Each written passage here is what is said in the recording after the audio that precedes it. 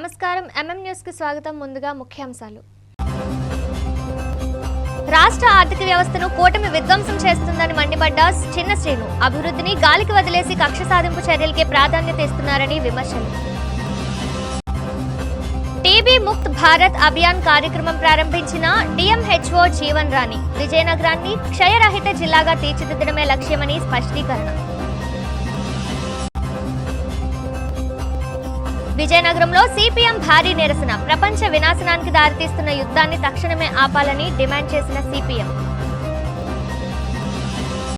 రాష్ట్రంలో సంక్షేమ పథకాలను అభివృద్ధిని గాలికి వదిలేసిన కూటమి ప్రభుత్వం పరిమితికి మించి అప్పులు చేస్తూ రాష్ట్ర ఆర్థిక వ్యవస్థను తీవ్రంగా దెబ్బతీస్తుందని జిల్లా పరిషత్ చైర్మన్ మజ్జి శ్రీనివాసరావు ధ్వజమెత్తారు. పార్వతీపురం మన్యం జిల్లా సాలూరులోని వైఎస్ఆర్ కాంగ్రెస్ పార్టీ క్యాంపు కార్యాలయంలో సమావేశం నిర్వహించారు. ఈ సందర్భంగా ఆయన మాట్లాడుతూ కూటమి ప్రభుత్వ 2 ఏళ్ల పాలనలో ఉత్తరాంధ్ర అభివృద్ధి పూర్తిగా కుంటుపడిందని, వెనుకబడిన ఈ ప్రాంతాన్ని నిర్లక్ష్యం చేయడం అత్యంత బాధాకరమని ఆవేదన వ్యక్తం చేశారు. గత వైఎస్ఆర్సీపీ ప్రభుత్వ హయాంలో మాజీ ముఖ్యమంత్రి వైఎస్ జగన్మోహన్ రెడ్డి వ్యవసాయాన్ని ఒక పండగలా మార్చారని ఆయన గుర్తు చేశారు. రైతు భరోసా కేంద్రాల ఏర్పాటు, ధాన్యం కొనుగోలు కేంద్రాలు, గిట్టుబాటు ధర కల్పించడం ద్వారా రైతులకు కొండంత అండగా నిలిచారని కొనియాడారు. కానీ ప్రస్తుత కూటమి ప్రభుత్వం దోచుకో దాచుకో అన్న చందంగా సాగుతూ కేవలం రాజకీయ కక్ష సాధింపు చర్యలకు మరియు అరాచకాలకు మాత్రమే ప్రాధాన్యత ఇస్తోందని విమర్శించారు. ప్రభుత్వ విధానాలతో విసిగిపోయిన ప్రజలు రానున్న రోజుల్లో కూటమికి తగిన గుణపాఠం చెప్పేందుకు సిద్ధంగా ఉన్నారని హెచ్చరించారు. రాష్ట్ర భవిష్యత్తు కోసం మళ్లీ వైఎస్ఆర్ కాంగ్రెస్ పార్టీ అధికారంలోకి రావడం, వైఎస్ జగన్మోహన్ రెడ్డి ముఖ్యమంత్రి కావడం ఖాయమని ధీమా వ్యక్తం చేశారు. ఈ సమావేశంలో వైసీపీ నాయకులు, కార్యకర్తలు పాల్గొన్నారు. సంవత్సరాల కాలం అయింది సుమారుగా. ఈ 2 సంవత్సరాల కాలంలో ముఖ్యంగా ఉత్తరాంధ్ర ప్రాంతం, ముఖ్యంగా ఈ ప్రాంతం అంతా కూడా రైతాంగం ఎప్పుడూ కూడా వ్యవసాయం మీద ఆధారిత ప్రాంతం. ఈ ప్రాంతం అంతా రైతులకి సుభిక్షంగా 4 పంటలు పండితే ఆ కుటుంబం బాగుంటుంది. అలాగే ప్రభుత్వాలు కూడా ఎప్పుడూ రైతుల పక్షాన్ని నిలబడి ఉండే ప్రభుత్వాలు ఈ ప్రాంతంలో కోరుకుంటారు. సాక్షాత్తు వైఎస్ జగన్మోహన్ రెడ్డి నాయకత్వం కానీ గతంలో మా ప్రభుత్వాన్ని మేము చాలా గౌరవంగా చెప్పుకునేవాళ్ళు. మాది రైతు ప్రభుత్వం, రైతు సంక్షేమ ప్రభుత్వం, పేద ప్రజల సంక్షేమ ప్రభుత్వం అని మేము గర్వంగా చెప్పుకునే వాళ్ళని. దానికి కారణం ఆనాడు రైతుల పక్షాన్ని నిలబడ్డాం. ఈరోజు ఈ రాష్ట్రంలో రైతుల పరిస్థితి కానీ, ముఖ్యంగా ఈ ప్రాంతంలో రైతుల పరిస్థితి చాలా దీనావస్థలో ఉంది. ఓ పక్క పంట పండాలి అంటే ఆనాడు జగన్మోహన్ రెడ్డి నాయకత్వంలో రైతు భరోసా కేంద్రాలు పెట్టి విత్తనం దగ్గర నుంచి పంట కొనుగోలు దాకా ఆ ప్రాంతంలోనే రైతుకి ఎక్కడ ఇబ్బంది కలగకుండా ప్రభుత్వమే మధ్యవర్తిగా ఉండి పూర్తిగా ప్రభుత్వం వారికి అండగా నిలబడి వాళ్ళు ప్రభుత్వం ఆర్థికంగా ఆదుకునేది, ప్రభుత్వం చేయాల్సిన కార్యక్రమాలు చేసేది, ప్రభుత్వం వారికి అన్ని నేరుగా అందించేది.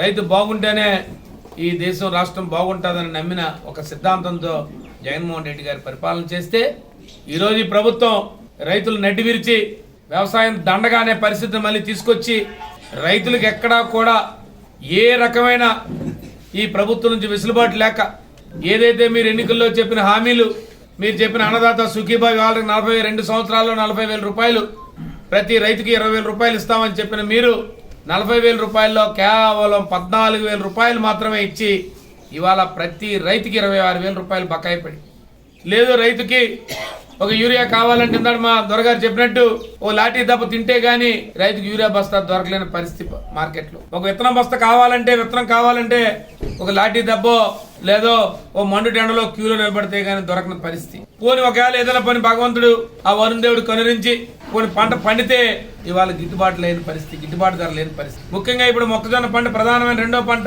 ఈ ప్రాంతంలో. 1 వరి పంట, 2 ప్రధానమైనది మొక్కజొన్న పంట. ఇవాళ గత ప్రభుత్వంలో కరోనా లాంటి కష్టకాలంలో రోడ్డు మీదకి రైతు అనేవారు రాని పక్షంలో వాళ్ళ ప్రభుత్వ కొనుగోలు కేంద్రాలు ప్రారంభించి రైతులకు గిట్టుబాటు ధర కలిగించిన పరిస్థితి ఆనాడు ప్రభుత్వం. కానీ ఈనాడు ప్రభుత్వం మాటలు చెప్తారు, పేపర్లో రాసుకుంటారు, వీడియోల్లో చెప్తారు, కానీ క్షేత్రస్థాయిలో రైతులకు ఎక్కడా కూడా గిట్టుబాటు ధర లేదు. ఇవాళ 2,400 రూపాయల క్వింటా ధరని కేంద్ర ప్రభుత్వం నిర్ణయించిన గిట్టుబాటు ధర మొక్కజొన్న ఇవాళ రైతులు 1,500, 1,600 రూపాయలు దళారుల చేతిలో పెట్టే పరిస్థితి ఉంది. పూర్తిగా నిర్వీర్యం అయిపోయింది. ఇవాళ అయినప్పటికీ కూడా ఇవాళ ఈ ప్రభుత్వాన్ని డిమాండ్ చేస్తా ఉన్నాం. ఇక్కడ ఉన్న సాక్షాత్తు గిరిజన శాఖ మంత్రులు ఉన్నారు. కేవలం మేము చేసిన పనుల్లో, మేము చేసిన కార్యక్రమాల్లో మీరు ప్రారంభోత్సవాలు తప్ప ఎక్కడ కూడా 1 రూపాయి నిధులు తెచ్చి 1,00,000 నిధులు తెచ్చి ఈ ప్రాంతాన్ని అభివృద్ధి చేసే పరిస్థితి లేదు. ఈ ప్రాంతంలో రహదారులు చేసిన, లేదన్నా వైద్య సేవల కోసం 100 పడకల ఆసుపత్రి తెచ్చిన ఆనాడు జగన్మోహన్ రెడ్డి నాయకత్వంలో ఇవాళ బలమైన రాజేందర్ లాంటి వారి నాయకుడిని మనం ఈ ప్రాంతం నుంచి నాయకత్వాన్ని కోల్పోయామే అని ఇవాళ ఈ ప్రాంత ప్రజలందరూ కూడా ఆలోచనలో పడ్డారు. దానికి కారణం ఇవాళ ఈ గిరిజన శాఖ మంత్రులు. వారు ఎంతసేపు వారి తాలూకా సొంత కుటుంబ కలహాలతోనో, వాళ్ళ సొంత కుటుంబ సభ్యులు తగాదాలో, వాళ్ళ సొంత కుటుంబ సభ్యులు అవినీతి కార్యక్రమాలు తప్ప వారికి ఎక్కడా కూడా ఈ గిరిజన ప్రాంతంలో కానీ, గిరిజన ప్రాంతాన్ని అభివృద్ధి చేద్దామని కానీ, లేదు ఈ ప్రాంతంలో గిరిజన తాలూకా సంక్షేమం చూద్దామని కానీ, లేదు ఈ ప్రాంతంలో గిరిజన పిల్లలు చనిపోతా ఉంటే, జ్వరాలతోనో డబ్బులతోనో చనిపోతా ఉంటే కనీసం వారి పట్ల వారు ఉండకుండా, వారికి ఏదో ఒకనాడు జ్వరం వచ్చిందని చెప్పి దాన్ని చెప్తున్న పరిస్థితి తప్ప ఎక్కడా కూడా ఈ ప్రాంత గిరిజనుల పట్ల కానీ, ఈ ప్రాంతం అభివృద్ధి పట్ల కానీ ఎక్కడా కూడా వారు చొరవ చూపిన పరిస్థితులు ఇప్పుడు లేవు. నవ్యాంధ్ర రాష్ట్ర రచయితల సంఘం విజయనగరం జిల్లా శాఖ ఆధ్వర్యంలో పట్టణంలోని చారిత్రాత్మక గురజాడ నివాసంలో మీడియా సమావేశం నిర్వహించారు.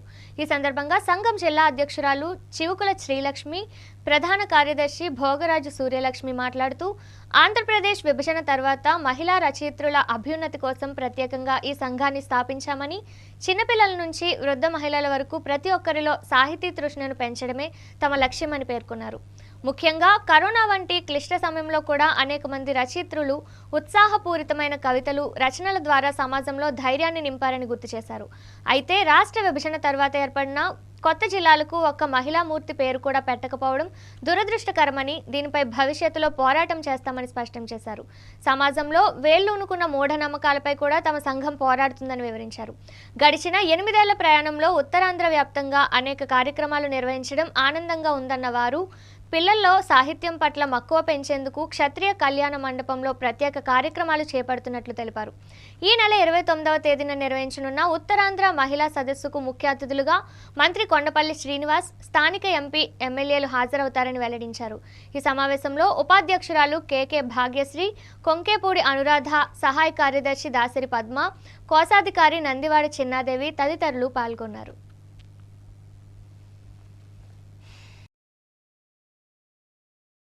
29 మార్చి ఆదివారం ఉదయం 9 గంటల నుంచి 5 జిల్లాలకు సంబంధించి అనకాపల్లి, విశాఖపట్నం, విజయనగరం, పార్వతీపురం మన్యం జిల్లా మరియు శ్రీకాకుళం జిల్లా, ఈ 5 జిల్లాల నుంచి మహిళలు ఒక ఉన్నత స్థానం పొందుకున్నటువంటి ఎంపిక చేసుకున్న వాళ్ళను నరసం కీర్తి పురస్కారం వాళ్లకు మేము ఇస్తున్నాం.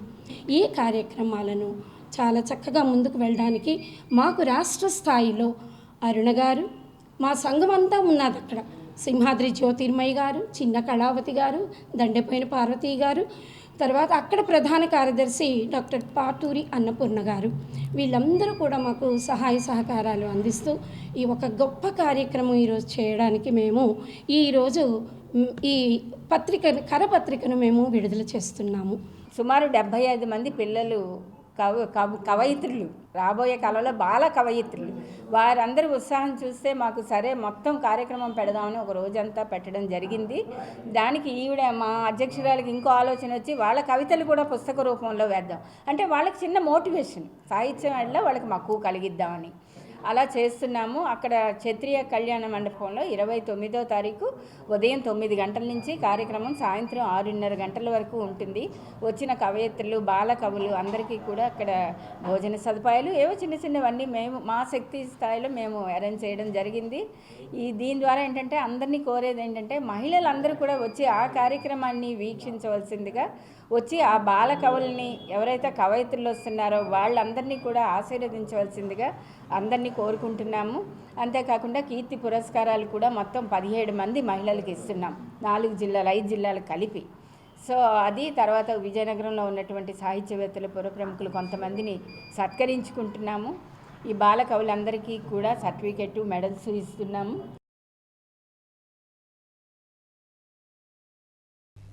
పార్వతీపురం మన్యం జిల్లా కొమరాడ మండలంలోని పూర్ణపాడు లాభేసు గ్రామాల మధ్య నాగావళి నదిపై గత 20 ఏళ్లుగా అసంపూర్తిగా ఉన్న వంతెన పనులపై సిపిఎం పార్టీ రాష్ట్ర నాయకత్వం తీవ్ర ఆగ్రహం వ్యక్తం చేసింది. ఈ క్రమంలోనే సిపిఎం రాష్ట్ర కార్యదర్శి వర్గ సభ్యులు కె సుబ్బరావమ్మ నేతృత్వంలో పార్టీ నేతలు నదిలోకి దిగి పెండింగ్లో ఉన్న పిల్లర్లను క్షేత్రస్థాయిలో పరిశీలించారు. అనంతరం నది మధ్య నుండే ఆమె మీడియాతో మాట్లాడుతూ ప్రభుత్వంపై విమర్శలు గుప్పించారు. కొమరాడ మండలంలోని 9 పంచాయతీలు సుమారు 43 గ్రామాలకు ఎంతో కీలకమైన ఈ వంతెన నిర్మాణం 2006లో సిపిఎం పార్టీ చేసిన పోరాటం, అప్పటి ఎమ్మెల్యే కోలక లక్ష్మణమూర్తి అసెంబ్లీలో వినిపించిన గళం ఫలితంగా ప్రారంభమైందని గుర్తు చేశారు. అయితే 2 దశాబ్దాలు గడుస్తున్నా కనీసం 3 పిల్లర్లు పూర్తి చేయలేకపోవడం పాలకుల నిర్లక్ష్యానికి నిదర్శనమని ఆమె మండిపడ్డారు. ఈ వంతెన పూర్తి కాకపోవడంతో నాగావళి నది ఆవల ఉన్న గిరిజన గ్రామాల ప్రజలు దశాబ్దాలుగా నరకయాతన అనుభవిస్తున్నారని, వర్షాకాలం వస్తే వారి పరిస్థితి వర్ణనాతీతంగా మారుతుందని ఆవేదన వ్యక్తం చేశారు. అందుకే ప్రస్తుత కూటమి ప్రభుత్వం తక్షణమే స్పందించి వర్షాకాలం ప్రారంభం కాకముందే ఈ వేసవిలోనే యుద్ధ ప్రాతిపదికన వంతెన పనులు ప్రారంభించాలని డిమాండ్ చేశారు. ఏప్రిల్ 10వ తేదీలోపు ఈ వంతెన పనులు ప్రారంభం కాకపోతే ఈ సమస్యను రాష్ట్ర వ్యాప్తంగా తీసుకెళ్లి పెద్ద ఎత్తున ఆందోళన చేపడతామని హెచ్చరించారు. ఈ కార్యక్రమంలో సిపిఎం నాయకులు, లాభేసు పూర్ణపాడు గ్రామానికి చెందిన యువకులు అధిక సంఖ్యలో పాల్గొన్నారు.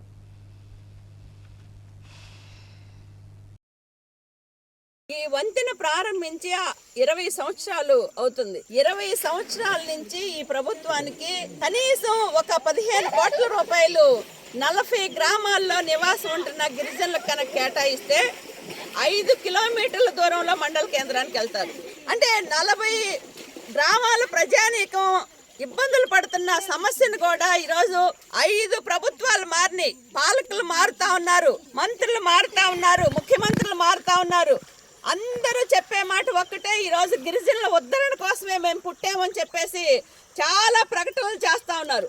ప్రతిపక్షంలో ఉన్నప్పుడు ప్రతి ఒక్కరూ మేము వచ్చిన వెంటనే పూర్తి చేస్తూ ఉంటారు. అంతకుముందు తెలుగుదేశం ప్రభుత్వం ప్రతిపక్షంలో ఉంది, వైసీపీ ప్రభుత్వం అధికారంలో ఉంది. వెంటనే మేము వచ్చిన వెంటనే పూర్తి చేస్తామని ఇప్పుడు గెలిచిన ఎమ్మెల్యే గారు ఇక్కడ మా ఆందోళనలో పాల్గొని ఆ రోజు నేను గెలిచిన వెంటనే పూర్ణపాడు లాభేసి వంతెన నిధులు కేటాయించే పని చేస్తాను అని చెప్పారు. మొన్న బడ్జెట్ పెట్టారు. ఇప్పటికి ప్రభుత్వం వచ్చిన తర్వాత 2 బడ్జెట్లు అయిపోయినాయి. ఈ 2 బడ్జెట్లోనైనా కనీసం నయా పైసా నిధులు కేటాయించడానికి ఇక్కడ ఎమ్మెల్యే కానీ ఇక్కడ మంత్రివర్యులు కానీ ఈ పూర్ణపాడు లాభేసిన వంతెన గురించి మాట్లాడారా అని చెప్పేసి మేము ప్రశ్నిస్తాం. కానీ ఈ ప్రభుత్వం చాలా నిర్లక్ష్యం చేస్తుంది.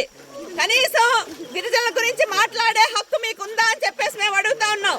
గతంలో ఈ వంతెన దాడుతూ అనేక మంది ప్రాణాలు చనిపోయారు. ఈరోజు హాస్పిటల్కి వెళ్ళాలి అంటే మొత్తం 70 కిలోమీటర్లు దాటి రావాల్సిన పరిస్థితి వస్తా ఉంది. ఇంత నిర్లక్ష్యం తగదు. ఎప్పటికైనా కూటమి ప్రభుత్వం ఇక్కడున్న ఎమ్మెల్యేలు కానీ మంత్రులు కానీ ఈరోజు ఈ ప్రాంతంలో ఉన్న పూర్ణపాడు లాభేసి వంతెన పనులు వెంటనే ప్రారంభించాలి. కనీసం ఏప్రిల్ 10వ తారీఖు లోపు ఈ వంతెన పనులు కనుక ప్రారంభించకపోతే మొత్తం ఈ వంతెన ప్రారంభానికి ఇక్కడ ఉన్న ప్రజానీకాన్ని అందరినీ కలుపుకొని పెద్ద ఎత్తున సిపిఎం పార్టీ ఆధ్వర్యంలో ఆందోళనకు సిద్ధమవుతామని చెప్పేసి ఈ ప్రభుత్వాన్ని హెచ్చరిస్తా ఉన్నాం. రాష్ట్రంలోని కూటమి ప్రభుత్వం పేదలకు సెంటు భూమి ఇవ్వడానికి నిరాకరిస్తూ భూ మాఫియాకు మాత్రం అండగా నిలుస్తుందని భారత కమ్యూనిస్టు పార్టీ విజయనగరం జిల్లా సహాయ కార్యదర్శి బుగతా అశోక్ తీవ్ర స్థాయిలో విమర్శించారు. మంగళవారం విజయనగరం తహసీల్దార్ కార్యాలయం వద్ద సిపిఐ నియోజకవర్గ సమితి ఆధ్వర్యంలో నిర్వహించిన ధర్నాలో ఆయన పాల్గొన్నారు. అనంతరం తహసీల్దార్ జె కోర్మనాథ్కు వినతి పత్రం సమర్పించారు. ఈ సందర్భంగా బుగతా అశోక్ మీడియాతో మాట్లాడుతూ పేదవాడికి జానెడు జాగా ఇవ్వడానికి 1,00,000 నిబంధనలు పెట్టే పాలకులు మరియు అధికారులు విలువైన ప్రభుత్వ వాగులు, వంకలు, చెరువులు, అటవీ భూములను ఆక్రమించి అమ్ముకుంటున్న భూ మాఫియాకు మాత్రం కొమ్ము కాస్తున్నారని మండిపడ్డారు. ఎన్నికల ముందు చంద్రబాబు నాయుడు పట్టణాల్లో 2 సెంట్లు, గ్రామాల్లో 3 సెంట్లు ఇంటి స్థలం ఇస్తామని, ఇంటి నిర్మాణానికి 4 లక్షల ఆర్థిక సాయం అందిస్తామని ఓకదంపుడు ఉపన్యాసాలు ఇచ్చి ఓట్లు దండుకున్నారని ధ్వజమెత్తారు. కానీ అధికారంలోకి రాగానే ఆ వాగ్దానాలను తుంగలో తొక్కి ప్రజా వ్యతిరేక పాలన సాగిస్తున్నారని ఆరోపించారు. ముఖ్యంగా పేదల ఇళ్ల స్థలాల కోసం కమ్యూనిస్టులు చేసే పోరాటాల్లో పాల్గొంటే సంక్షేమ పథకాలు రద్దు చేస్తామని, కూటమి నాయకులు ప్రజలను భయభ్రాంతులకు గురి చేయడం ప్రజాస్వామ్యాన్ని ఖూనీ చేయడమేనని ఆయన హెచ్చరించారు. ఈ నిరసన కార్యక్రమంలో సిపిఐ జిల్లా కార్యవర్గ సభ్యులు ఎస్ రంగరాజు, నాయకులు పొందూరు అప్పలరాజు, వెలగాడ రాజేష్, బూరవాసు, మద్దుల సూర్యుడమ్మ తదితరులు పాల్గొన్నారు. ముఖ్యమంత్రి చంద్రబాబు నాయుడు గారు 2024 ఎన్నికల ప్రచారంలో మేము అధికారంలోకి వస్తే ఇల్లు లేని నిరుపేదలందరికీ కూడా పట్టణ ప్రాంతాల్లో 2 సెంట్లు, గ్రామీణ ప్రాంతాల్లో 3 సెంట్లు ఇంటి స్థలం ఇస్తామని, 4 లక్షల రూపాయలు ఇంటి నిర్మాణానికి ఆర్థిక సాయం అందిస్తామని చెప్పి హామీ ఇచ్చి 22 నెలలు పూర్తిగా వస్తుంది. ఇంతవరకు కనీసం ఇచ్చినటువంటి హామీని ఎక్కడ కూడా అమలు చేసినటువంటి దాఖలాలు లేవు. ఇవాళ ఇల్లు లబ్ధిదారులు ఎవరైతే ఈ ప్రభుత్వం వస్తే మాకు సొంత ఇల్లు వస్తుందని సొంతింటి కళ ఎదురు చూస్తున్నటువంటి ఇవాళ ప్రజలందరినీ కూడా నమ్మించి నెట్టేట ముంచినటువంటి ఇవాళ కూటమి ప్రభుత్వాన్ని తీరుని వ్యతిరేకిస్తూ రాష్ట్ర వ్యాప్తంగా భారత కమ్యూనిస్టు పార్టీ సిపిఐ అన్ని తహసీల్దార్ కార్యాలయాల దగ్గర ఇవాళ ధర్నాలు చేసి లబ్ధిదారులతో కలిసి ధర్నాలు చేసి వినతిపత్రాలు ఇవ్వాలని మేము నిర్ణయించుకున్నటువంటి మేరకు ఇవాళ విజయనగరం తహసీల్దార్ కార్యాలయం దగ్గర భారత కమ్యూనిస్టు పార్టీ సిపిఐ విజయనగరం నియోజకవర్గ సమితి ఆధ్వర్యంలో ధర్నా చేసి ఎంఆర్ఓ గారికి వినతిపత్రం ఇచ్చాం. అయ్యా చంద్రబాబు నాయుడు గారు, మీరు 22 నెలల క్రితం ఇచ్చినటువంటి హామీ మీకు ఎంతవరకు గుర్తు లేదా? ఇవాళ సొంత ఇంటి కోసం ఎదురు చూస్తున్నటువంటి ప్రజల ఆశల్లో నీళ్లు చల్లుతారా? ఇచ్చినటువంటి హామీ 2 సెంట్లు ఇంటి స్థలం, మీ హామీ ఏమైంది? 4 లక్షల రూపాయలు ఇస్తామన్నారు. 4 లక్షల రూపాయలు ఇచ్చేటువంటి పరిస్థితి లేదు. చంద్రబాబు నాయుడు గారు, ఐటీ కంపెనీలు పెడతామంటే భూసేకరణ చేయడానికి మీకు స్థలాలు ఉన్నాయి. పేదవాడికి 2 సెంట్లు ఇంటి స్థలం ఇవ్వడానికి మాత్రం మీకు భూమి లేదా? మీ కంటికి కనిపించడం లేదా అని ఇవాళ మేము సిపిఐగా మేము అడుగుతున్నాం.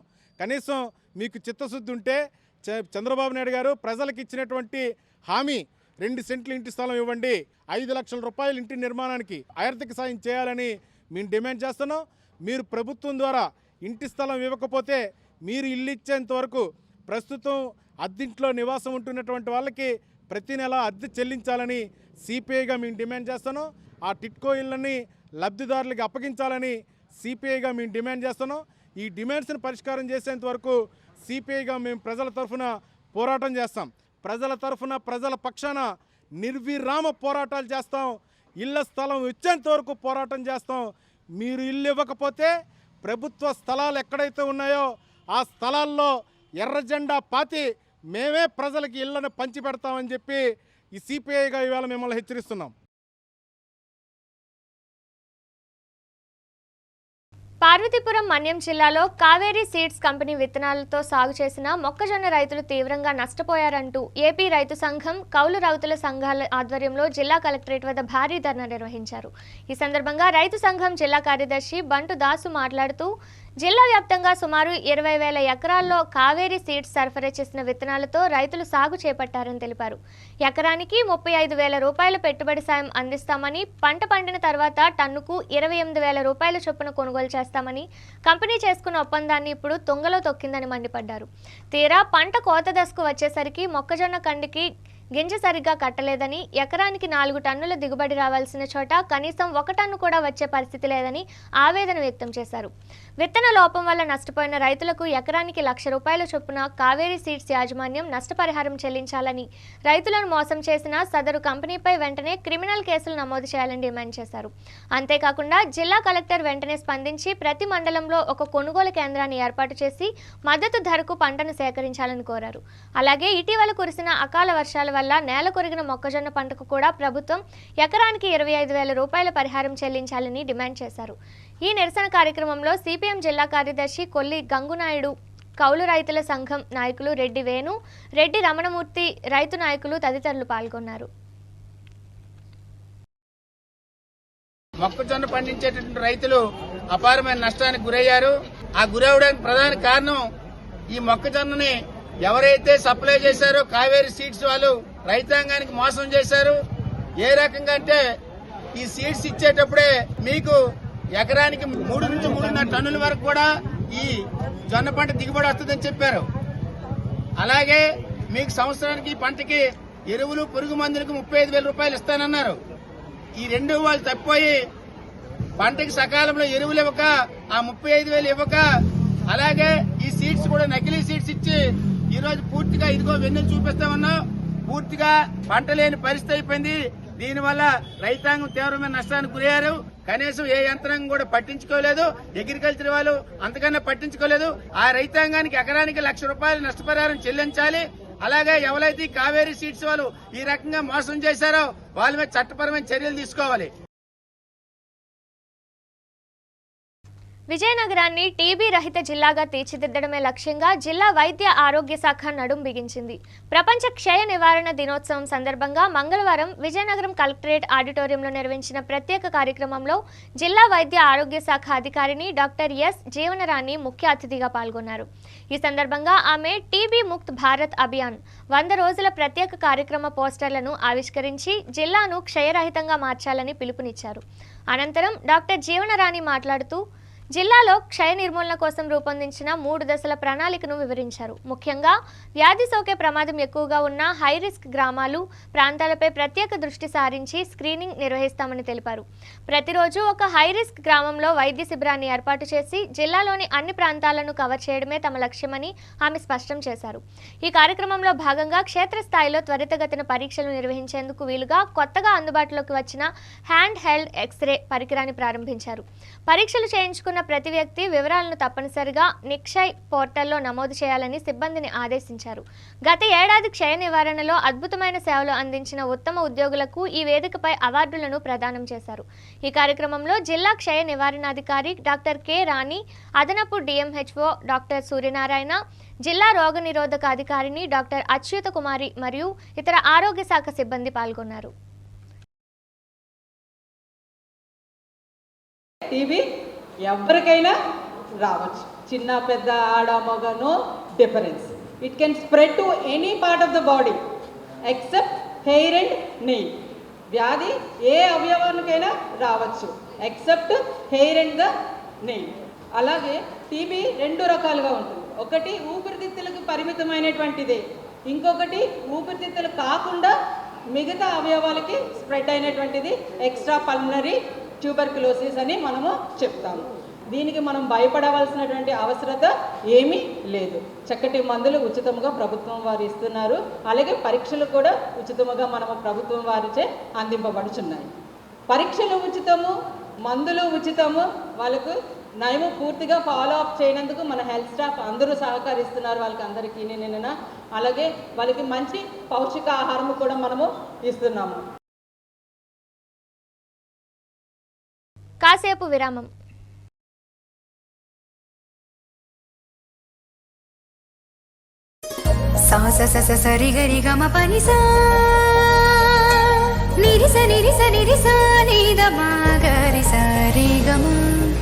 అమ్మాయికి తన సొగసే ఆనందం, మన మనసే దోచేనే తన అందం, అందానికి ప్రతిరూపం ఆభరణం, ఆభరణం అసలు రూపం Govinda jewellers, Govinda jewellers, Govinda jewellers, Govinda jewellers. సాంప్రదాయ స్వర్ణాభరణాలకు పుట్టినిల్లు మా Govinda jewellers. Govinda jewellers, MG road, Vizianagaram. అందమంటేనే ఆడవాళ్లు, మరి మన ఆడవాళ్లకి మరింత అందం చేకూర్చేది బంగారం. బంగారం కొనడం సులభమే, కానీ నాణ్యమైన బంగారం కొనడం అంత ఈజీ కాదు. సంప్రదాయమైన కలెక్షన్స్, నాణ్యమైన ఆభరణాలు, సామాన్యుడికి కూడా అందుబాటైన ధరలు, నమ్మకమైన పేరు, అది మన ధనలక్ష్మి జ్యువెలర్స్. మా బామ్మ ఎప్పుడు చెప్పేది, ఒక్కసారి ధనలక్ష్మి జ్యువెలర్స్ లో బంగారం కొంటే మళ్ళీ మళ్ళీ కొంటూ ఉంటామని. ధనలక్ష్మి జ్యువెలర్స్, డాబా తోట, ఎంజీ రోడ్, విజయనగరం.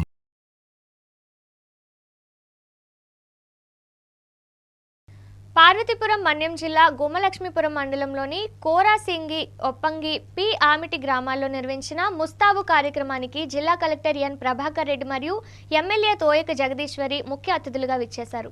ఈ మేరకు గ్రామస్తులు, అధికారులు వారికి ఘన స్వాగతం పలికారు. ఈ సందర్భంగా కలెక్టర్ ఎన్ ప్రభాకర్ రెడ్డి మాట్లాడుతూ కోరాసింగి పాఠశాలను, గ్రామాన్ని ఎంతో అందంగా తీర్చిదిద్దిన గ్రామస్తులను, పాఠశాల మరియు అంగన్వాడీ సిబ్బందిని ప్రత్యేకంగా అభినందించారు. ముఖ్యంగా గతంలో ప్రతి ఏటా కనీసం 5 మలేరియా కేసులు నమోదయ్యే ఈ గ్రామంలో ముస్తాబు కార్యక్రమం వల్ల ఈ ఏడాది ఒక్క కేసు కూడా నమోదు కాకపోవడం పట్ల సంతోషం వ్యక్తం చేశారు.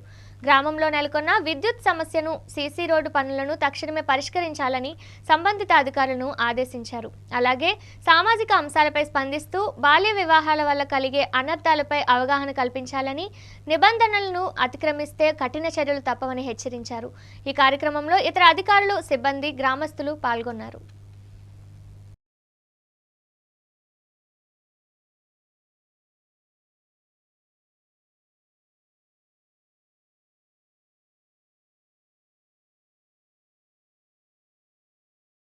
ముస్తాబు అనే కార్యక్రమము ఇది మన మన్యం జిల్లాలోనే ఫస్ట్ మొదలు పెట్టారు.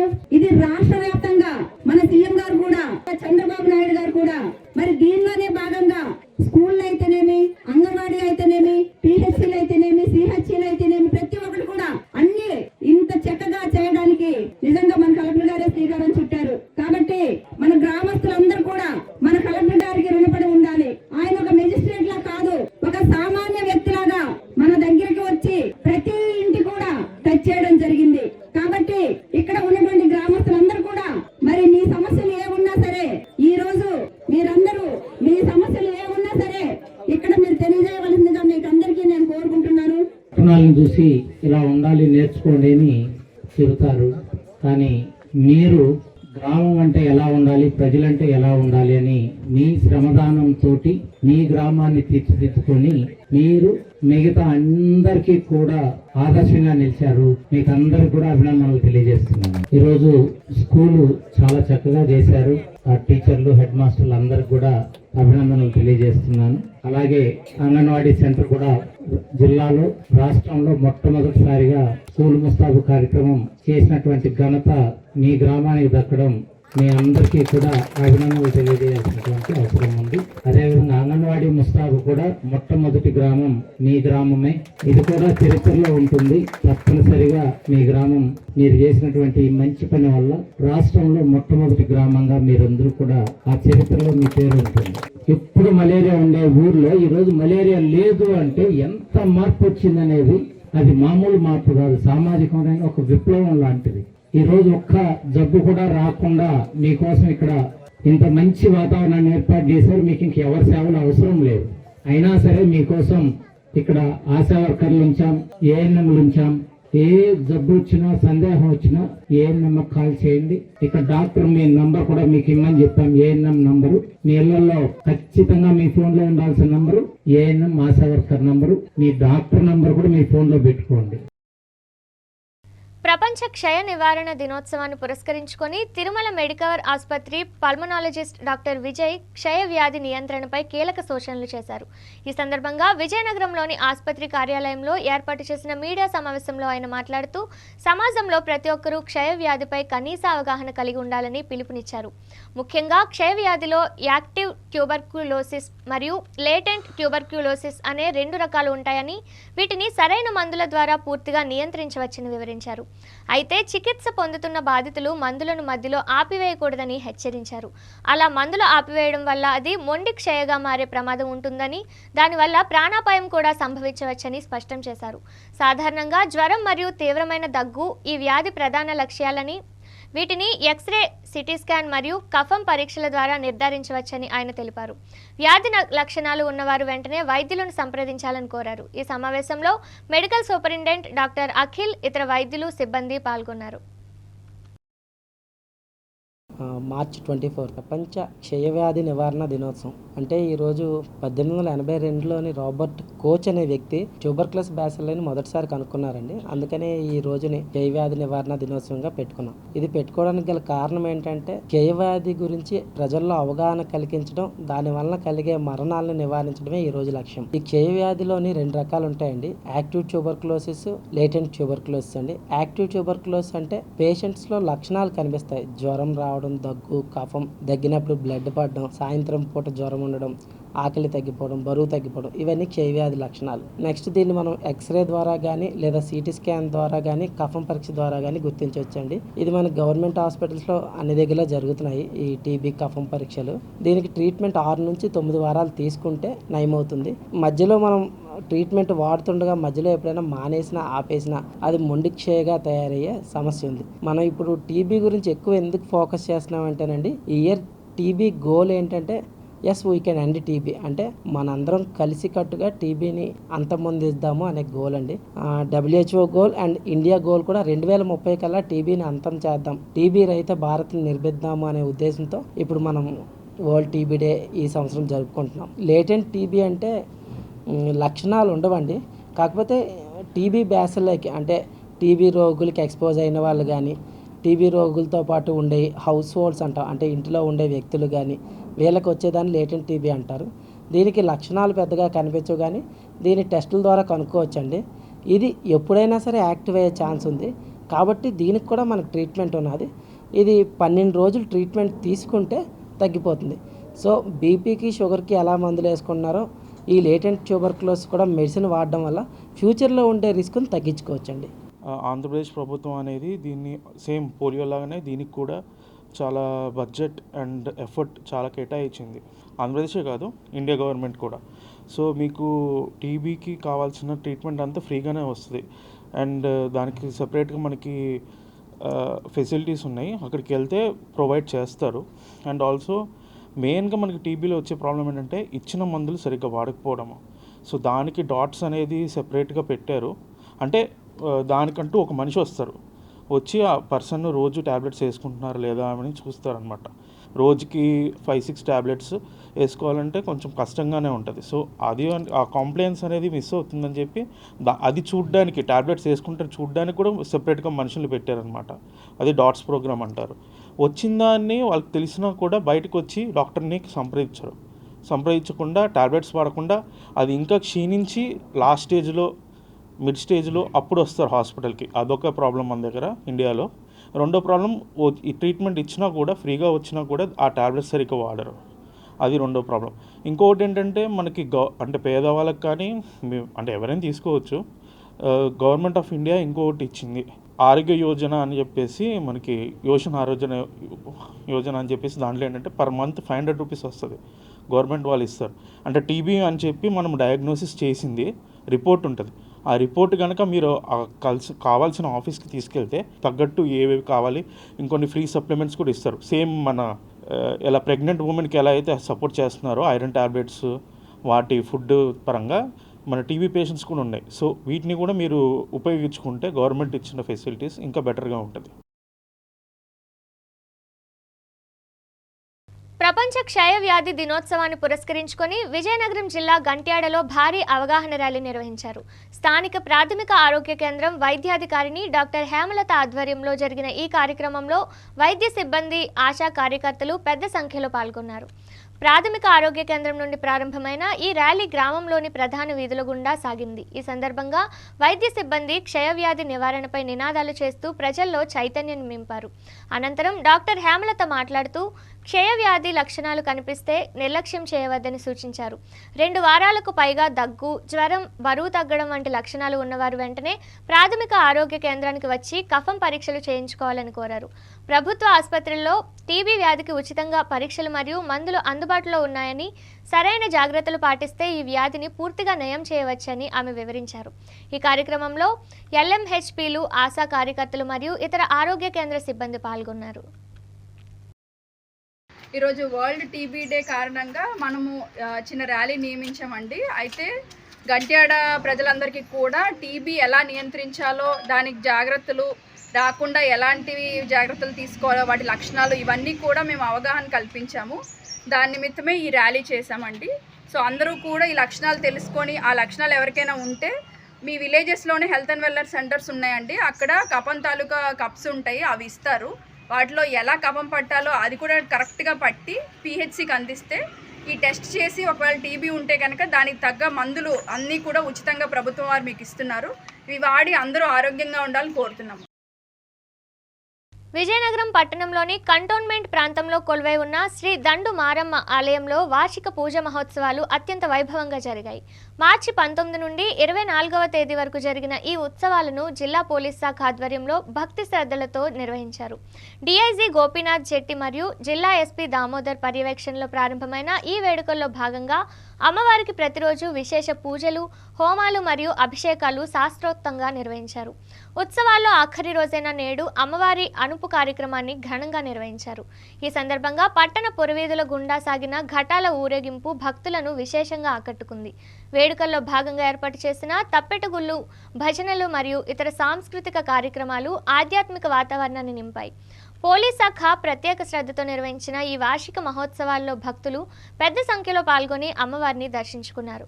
ఆలయ నిర్వాహకులు, పోలీస్ సిబ్బంది మరియు భక్తుల సమక్షంలో ఈ వేడుకలు దిగ్విజయంగా ముగిశాయి.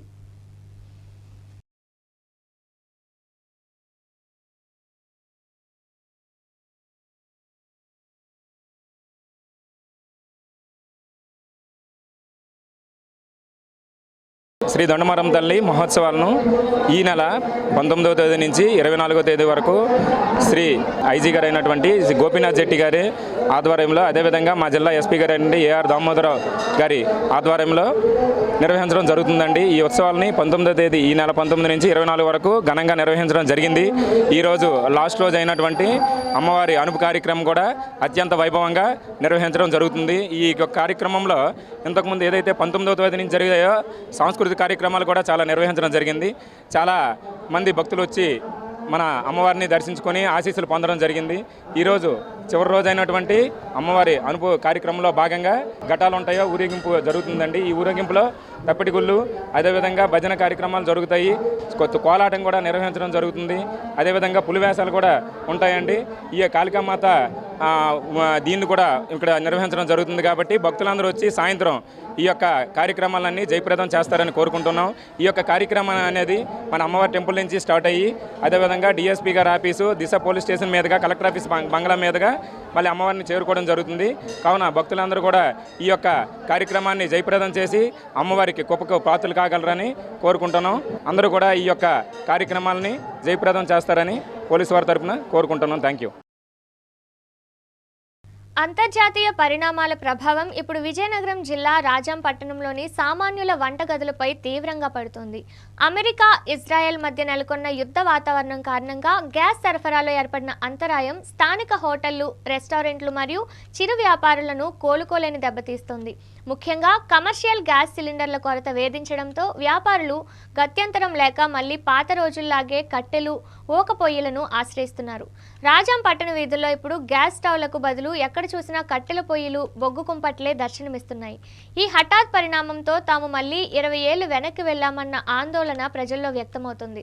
అటు గ్యాస్ దొరకకపోవడం, ఇటు కట్టెలు మరియు ఊకకు ఒక్కసారిగా గిరాకీ పెరగడంతో వాటి ధరలు కూడా అమాంతం ఆకాశాన్ని తాకాయి.